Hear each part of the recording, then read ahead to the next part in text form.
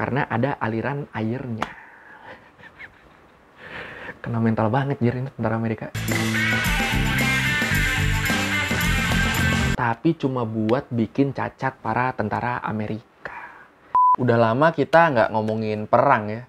Penjara juga udah lama sih, tapi perang dulu aja lah. Sekarang gue mau balik bahas perang Vietnam lagi. Kan kita udah bahas penjara-penjaranya, senjata kimianya, pembantaiannya. Nah, sekarang gue mau bahas satu cerita kocaknya yang menyangkut terowongan di sana. Cerita kocak tentang usaha Amerika yang terus-terusan pengen ngabisin Vietcong, tapi malah nguntungin musuhnya itu. Ya udah kalau gitu, ayo langsung aja kita bahas hebatnya terowongan cuci milik Vietcong di Learning by Googling.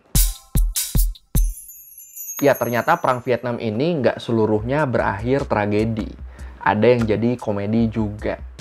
Tapi sebelum kita ke sana, sekali lagi mungkin ada yang belum tahu, perang Vietnam ini intinya adalah perang antara Vietnam Selatan lawan Vietnam Utara.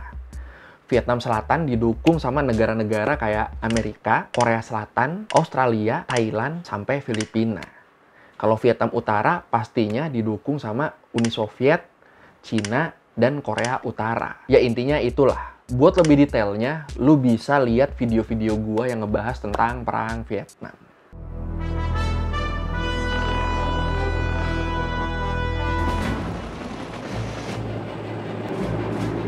Nah, namanya perang, pasti masing-masing pihak punya macam-macam strategi dong buat ngalahin pihak musuh. Dan di perang ini, Vietnam Selatan dan Amerika cenderung pakai teknologi, kayak pakai senjata kimia, kayak Agent Orange yang dulu pernah kita bahas.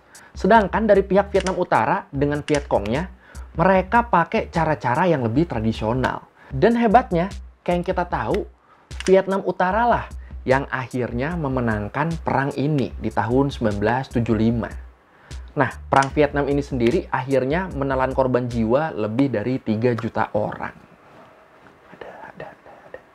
Kok bisa menang? Udah pasti ini karena berbagai faktor.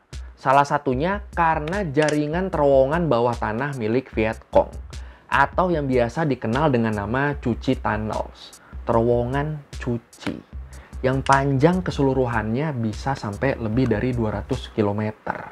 Gila. Kebayang pas bikinnya sih gua. They built tunnels that were like a parallel city beneath us. Yang perlu kita tahu sebenarnya, terowongan ini bukan dibikin pas perang Vietnam. Terowongan ini udah dibikin dari tahun 1948. Pas komunis Vietnam perang lawan Prancis. Tapi selama lebih dari 20 tahun setelahnya, sampai selama perang Vietnam dari tahun 1955 sampai tahun 1975, terowongan ini terus dikembangin. Jadi ada ruang pertemuan bawah tanahnya, klinik buat ngerawat orang-orang yang luka, sampai sumur dan dapur. Ya lengkap lah pokoknya. Ruangannya ini ukurannya cukup gede. Tapi tetap terowongan menuju ke tiap ruangannya itu ukurannya tetap kecil. Nggak segede ukuran ruangannya.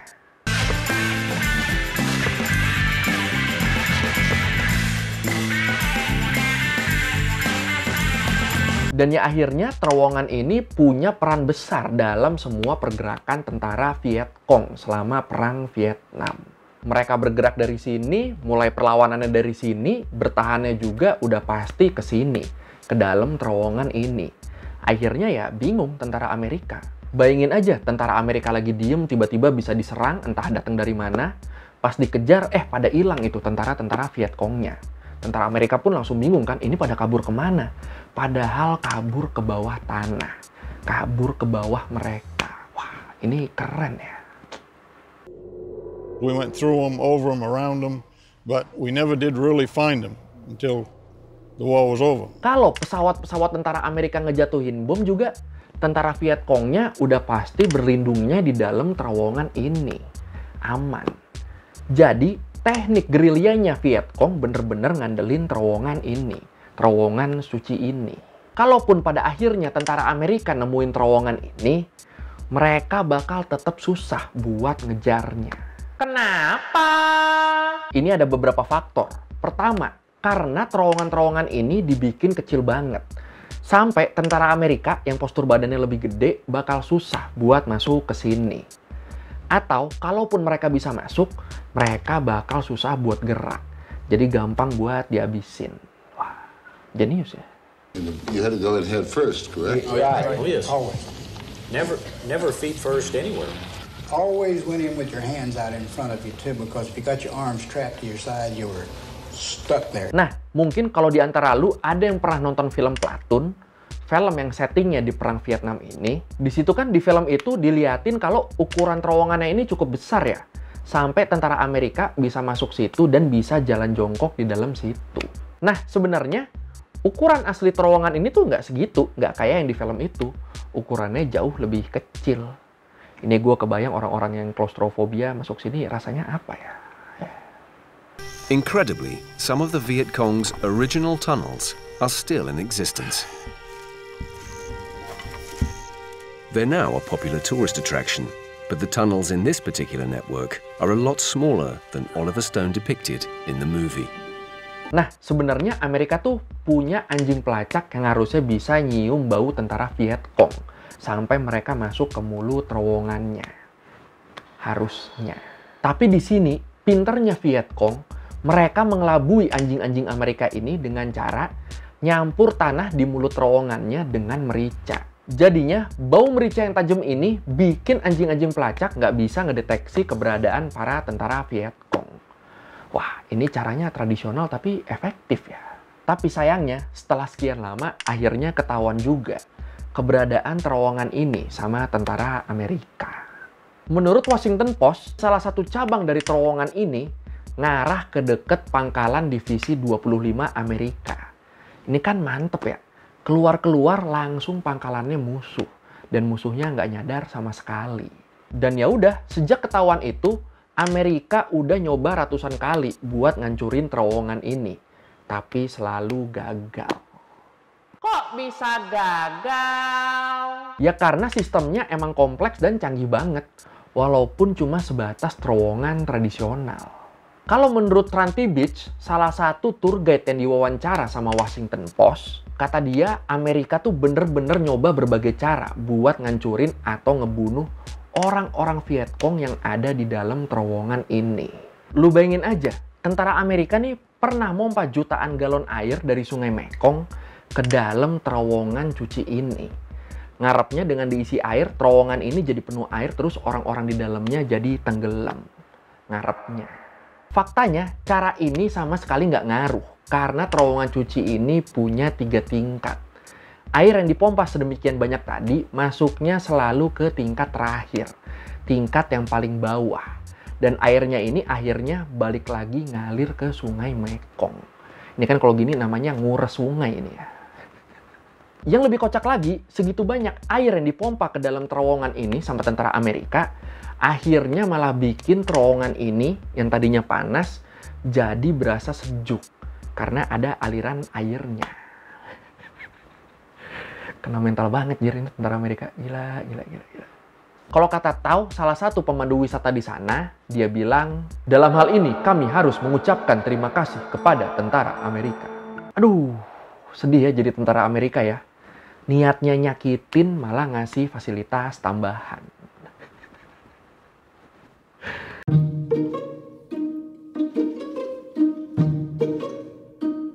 Tentara Amerika juga sempat nyemprot gas beracun ke dalam terowongan ini. Tapi ya sama aja, nggak terlalu ngaruh. Tetap keluar lagi gasnya lewat lubang-lubang ventilasi. Terus nih, pernah juga tentara Amerika naruh ribuan ular berbisa di terowongan ini. Ngarepnya kan gelap dan sempit ya terowongan ini ya. Jadi ular-ular ini bisa nggak kelihatan dan matok orang-orang Viet Cong. Atau sekalinya mereka sadar ada ular, mereka susah ngindarnya karena terowongannya sempit. Ngarepnya. Kenyataannya ular-ular ini malah ditangkepin sama tentara Viet Cong. Karena ternyata tentara Viet Cong, gerilyawan Viet Cong itu emang pada punya skill nangkep ular pakai tangan kosong. Akhirnya tentara-tentara Viet Cong di dalam terowongan ini malah pada seneng. Mereka malah pada berburu ular. Dan ular-ular ini mereka makan. Bukan. Kalau menurut tour guide yang tadi, di dalam terowongan ini nih makanannya terbatas. Jadi cukup banyak gerilyawan Vietcong yang menderita kekurangan gizi. Sama tentara Amerika, mereka-mereka yang kurang gizi ini malah dikasih ular. Yang kalau menurut Vietcong, selain lezat, ular-ular ini juga mengandung banyak nutrisi. Aduh, kasihan banget Amerika di sini ya. Akhirnya ya bukannya mati dipatok ular, orang-orang Vietcong ini malah jadi tambah sehat. Geli banget gue, gila. Gak ada harganya Amerika di sini, gila. Gue sih jadi Amerika pulang udah. Ya emang pada akhirnya mereka pulang sih. If there was someone else in the tunnel, you could hear him breathing. And you would be able to hear whether he was crawling towards you or away from you. And if you heard someone crawling, hopefully he was crawling away from you. Nah, abis itu, buat menghalau kalau ada tentara Amerika yang berhasil masuk, orang-orang Vietcong ini juga udah nyiapin banyak perangkap. Perangkat yang paling umum namanya tongkat punji. Apaan tuh? Basicnya sih cuma bambu yang udah diruncingin, yang terus ditanam ke tanah. Terus kebanyakan dari bambu-bambu ini juga diolesin kotoran manusia buat mempercepat infeksi. Ini jahat juga ya. Nah, dalam prakteknya, penggunaan jebakan ini bisa jadi macam-macam. Ada lubang yang ditutup, yang kalau lu injek lubangnya, lu bakal langsung jatuh dan ketusuk di dalam situ. Bisa juga kalau kita lagi jalan, terus kaki kita nginjek atau nyangkut di pemicunya, bambunya langsung ditembakin ke arah kita. Tapi, walaupun kedengeran sadis dan serem, sebenarnya tujuan tongkat punji ini bukan buat ngebunuh musuh, tapi cuma buat bikin cacat para tentara Amerika. Ya, itu nggak cuma sih ya. Dibikin cacat biar pikiran tentara Amerika ini kebagi ke banyaknya evakuasi medis. Ini sebenarnya pinter ya strateginya ya. Alatnya juga tradisional tapi efektif. Ngeri.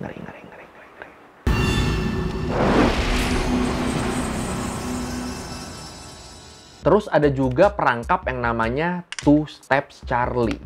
Jebakan yang make ular berbisa.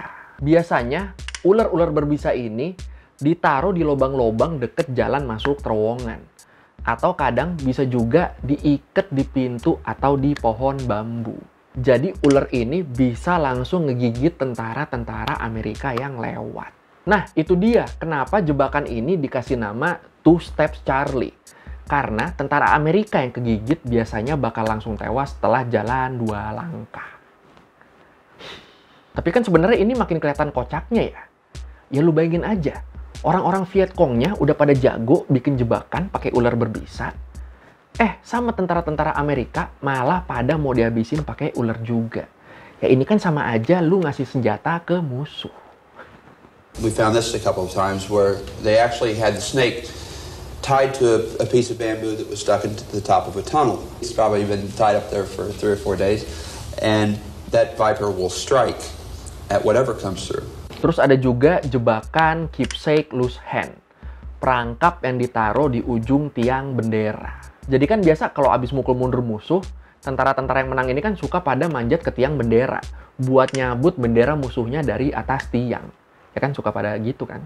Nah, sama Vietcong, tiang bendera mereka ini dikasih bahan peledak yang sensitif gitu. Jadi, pas bendera mereka ditarik, bomnya langsung meledak. Ya, ini kreatif ya sebenarnya ya. Selain itu, ada juga perangkap Catch a Tiger by the Toe. Perangkap yang kalau kaki kita nyangkut di tali pemicu, bakal jatuh kayu yang udah dipasangin paku-paku tajam. Kira-kira bentuknya kayak gini. Bayangin aja, badan lu kena ini. Kayak apa coba rasanya? Gimana kalau menurut lo cara-caranya Vietcong? Kalah lo akhirnya Amerika pakai cara-cara tradisional ini. Nah, di antara jutaan orang Vietnam yang tewas di Perang Vietnam ini, lebih dari 43.000 orang meninggal tewas karena ngelindungin keberadaan terowongan cuci ini. Nah, ini kan sebenarnya nunjukin seberapa pentingnya terowongan cuci buat strategi perang Vietcong ya. Kalau menurut lo sendiri gimana? Apakah terowongan cuci ini adalah faktor utama kemenangan Vietcong atau ada faktor lainnya menurut lu? Silakan komen. What did you find, apart from Viet Cong, what did you find down there? I came across one time a tripwire that was located in the tunnel, and it led to a box, and in that box was about 10 or 15 very angry scorpions, spiders. Oke, sekian dari googling kali ini tentang ampuhnya terowongan cuci milik Vietcong selama perang Vietnam. Bener-bener nggak ada harganya Amerika di sini ya. Gila. Kalau lo mau revisi kali gue udah salah, atau lo mau nanya, atau lo mau nambahin yang ada di video, bisa lo tulis di komen. Kita diskusi kayak biasa. Sekali lagi, thank you udah nonton. Jangan lupa like, comment, subscribe. Bye.